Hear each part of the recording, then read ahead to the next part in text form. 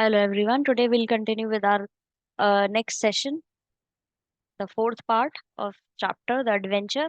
Rajendra motioned him to silence and started pacing the room, obviously under great mental strain. Rajendra उसको चुप करता है, गायतोंडे को, और फिर वो एकदम कमरे में चक्कर लगाना शुरू कर देता है, बहुत ज्यादा टेंशन में आ जाता है. Finally he turned around and said, Professor Gaetonde, I will try to rationalize your experience on the basis of two scientific theories as known today.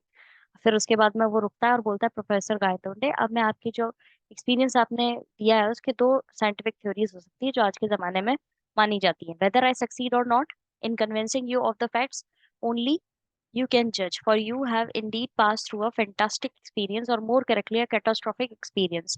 अब ये उसको बोलता है कि भले ही मैं आपको कन्विंस करने में, मनाने में सक्सेसफुल होता हूँ या नहीं होता हूँ, लेकिन ये आप ही जज कर सकते हो कि आपने एक बहुत ही फैंटास्टिक एक्सपीरियंस लिया है, या मैं करेक्टली कहूँ तो उसको कैटास्ट्रॉफिक एक्सपीरियंस लिया है.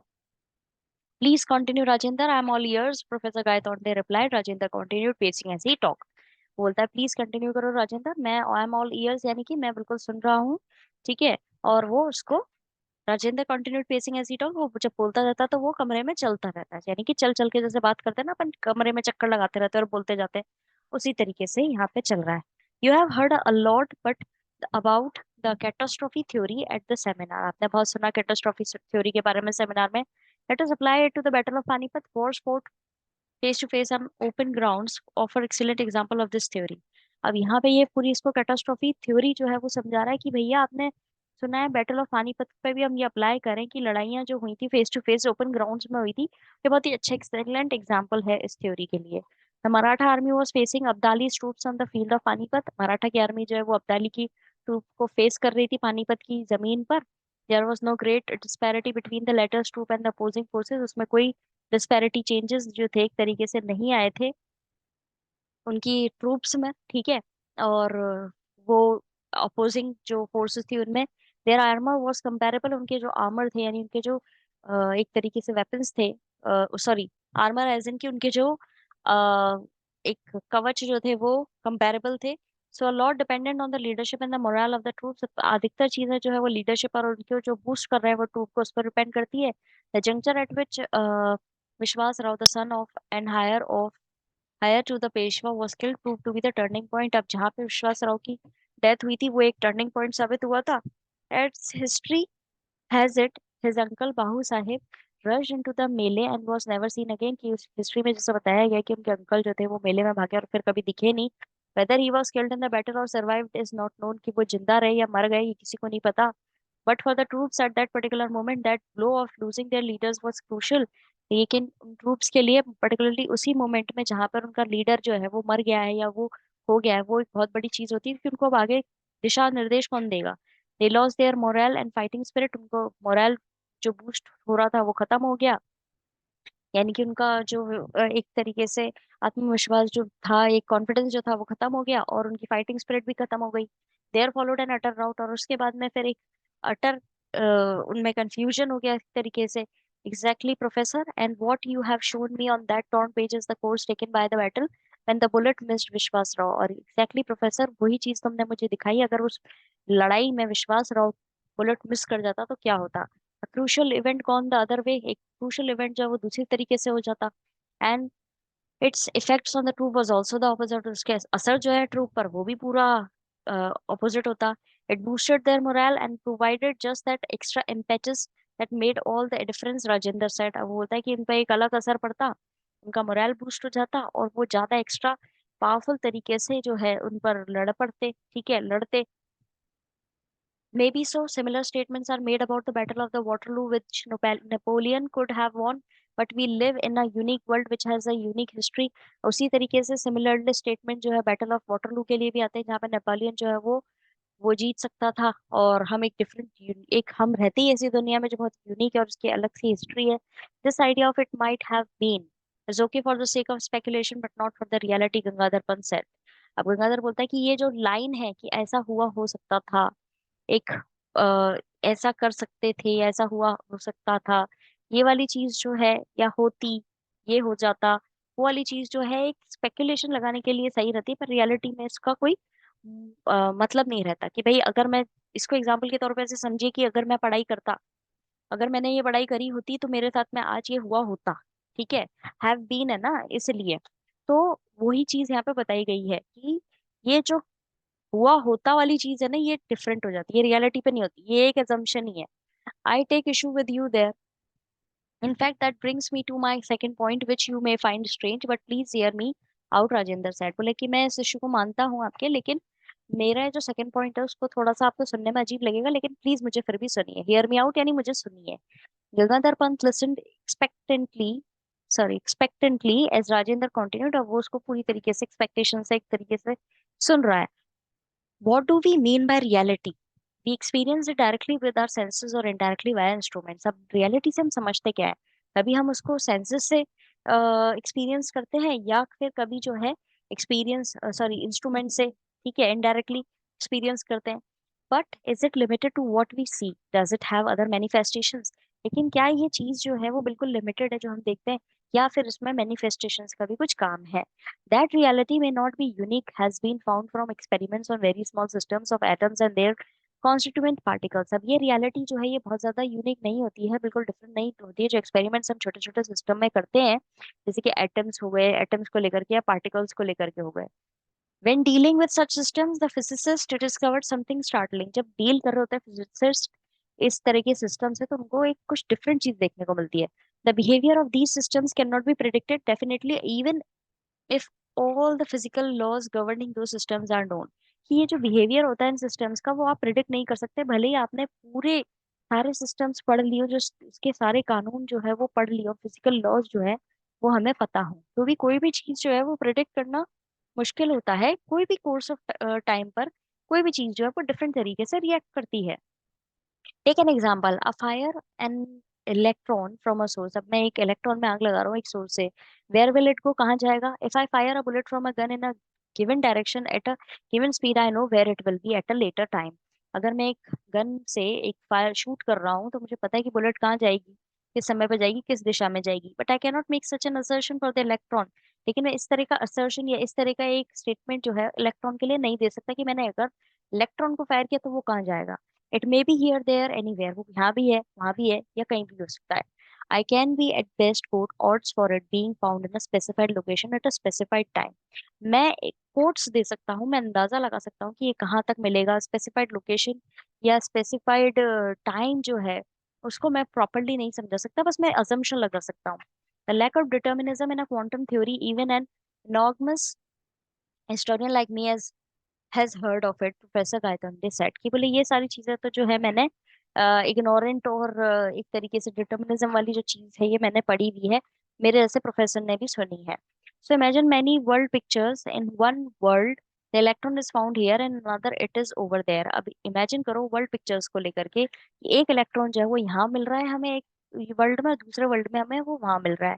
In yet another it is an still different location, और दूसरी तीसरी लोकेशन पर वो कहीं और है। Once the observer finds it where it is, we know which world we are talking about. जब भी एक ऑब्जर्वर जो है उसको पकड़ लेता है, ढूंढ लेता है, तो वो समझ जाता है कि हम कौन से वर्ल्ड के बारे में बात कर रहे हैं। But all those alternative worlds could exist just the same. लेकिन सारे ऑल्टरनेटिव वर्ल्ड्स जो है वो एक ही समय पर एग्जिस्ट कर रहे हैं। Rajendra pause to marshal his thoughts. फिर वो रुकता है और अपने एक कंक्लूजन पाने के लिए या एक सही दिशा देने के लिए अपने थॉट्स को वो बताता है।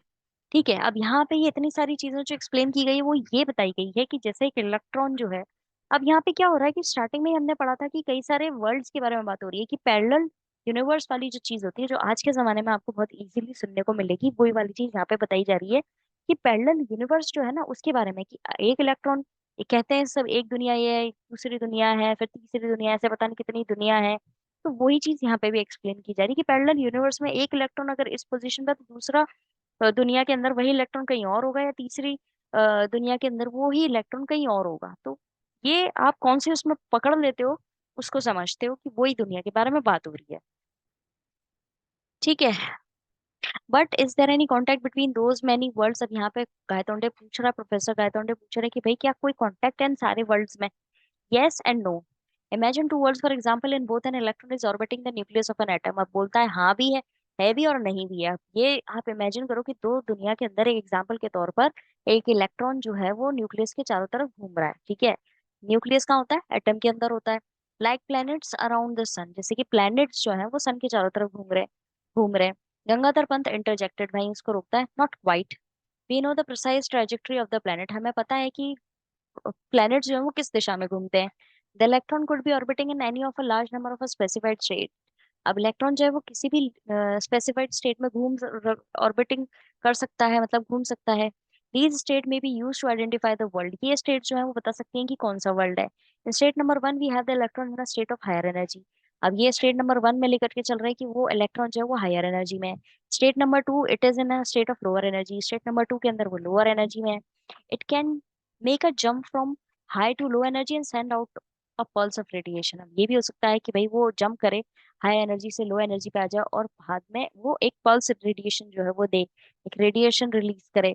और a pulse of radiation can knock it out of a state number two into state number one, या फिर कोई रेडिएशन उसको स्टेट नंबर टू से वन में भी ले जा सकती है, यानी लो एनर्जी से हाई एनर्जी में भी ले जा सकती है।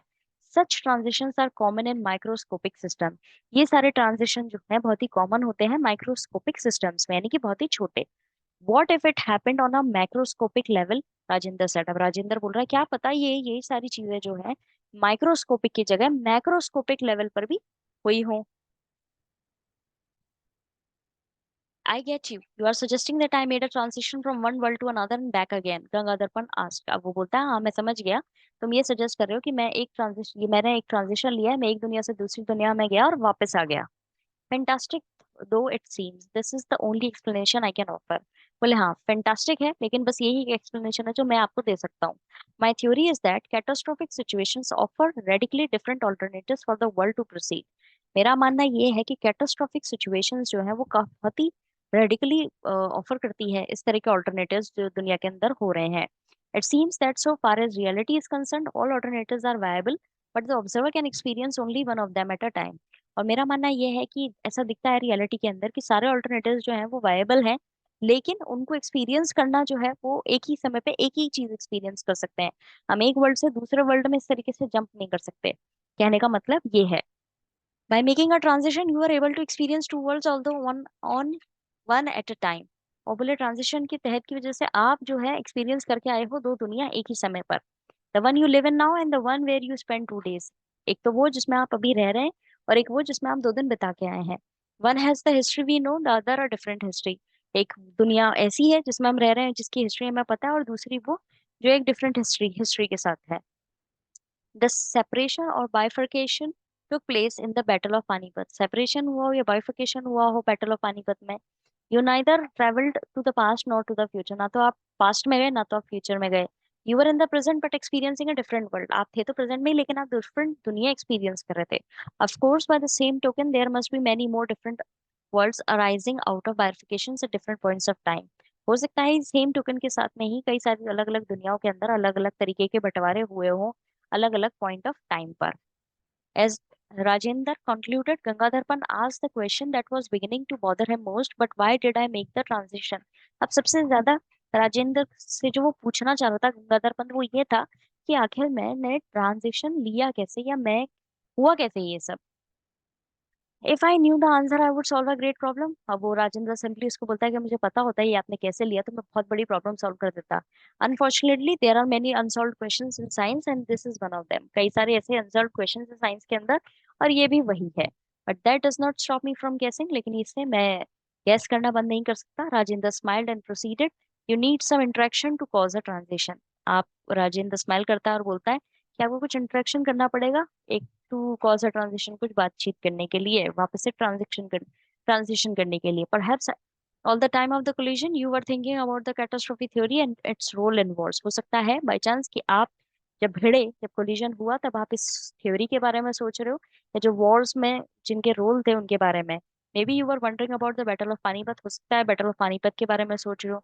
Perhaps the neurons in your brain acted as a trigger, और आपके न्यूरॉन्स जो है वो ब्रेन के अंदर एक ट्रिगर की तरह उन्होंने काम किया हो। A good guess. I was indeed wondering that course history would have taken if the result of the battle had gone the other way. Professor Gaitonde said that was going to be the topic of my 1000th presidential address. अब ये बोलता है एक अच्छा gas है, मैं सोच रहा हूँ कि क्या हिस्ट्री हुई होती अगर वो रिजल्ट होता बैटल का या दूसरे तरीके का। प्रोफेसर गायतंडे बोलते हैं कि अब ये आने वाला मेरे 1000वां प्रेसिडेंशियल एड्रेस यानी कि मैं जो स्पीच दूंगा उसका एक टॉपिक होगा। Now you are in the happy position of recounting your real life experience rather than just speculating Rajendra Lal. बोले हाँ, अब आपके पास में आप एक अच्छी हैप्पी पोजीशन में है जहाँ पे आप रियल लाइफ एक्सपीरियंस जो है उसको बता सकते हैं, बजाय एक स्पेक्यूलेशन या अजम्पशन लगाने की बजाय। But Gangadhar Pant was grave, लेकिन वो थोड़ा सीरियस था। No Rajendra, my 1000th address was made on the Azad Maidan when I was so rudely interrupted। नहीं, मेरा जो 11वां मतलब 1000वां जो एड्रेस था, एक स्पीच थी, वो आजाद मैदान पे थी जहाँ पे मेरे को बहुत ही रूडली इंटरप्ट किया गया। No the professor Kaitonde who disappeared while defending his chair on the platform will now never be seen presiding at another meeting। I have conveyed my regrets to the organizer of the Panipat seminar. अब ये उसको एक and पे वो बोलता है कि भाई जो अब मैं कभी भी जो मतलब एक तरीके से जो प्रोफेसर गायब हो गया था अपनी चेयर को लेकर के प्लेटफॉर्म पर, वो जो भागा दौड़ी चल रही थी, अब वो जो है दोबारा नहीं करेगा कोई मीटिंग। और मैंने अपना जो खेद है वो जता दिया है ऑर्गेनाइजर्स को, पानीपत के सेमिनार वालों के लिए, जहाँ पे ये 1000वां देने वाला था अपनी मीटिंग को एड्रेस। सो यहाँ पे हमने देखा कि कैसे वो प्रेजेंट से दूसरे वर्ल्ड के प्रेजेंट में ट्रांसफर करता है, फिर वापस आता है, 2 दिन वहां बिताता है और फिर वापस आता है। और फिर उसी का एक सबूत इसकी जेब में भी है, और वो कैसे इसने अपने दूसरे जो राजेंद्र है उससे ये डिस्कस करता है और कैसे ये कंक्लूजन पे आते हैं। So here we completed this chapter. Have a nice day ahead.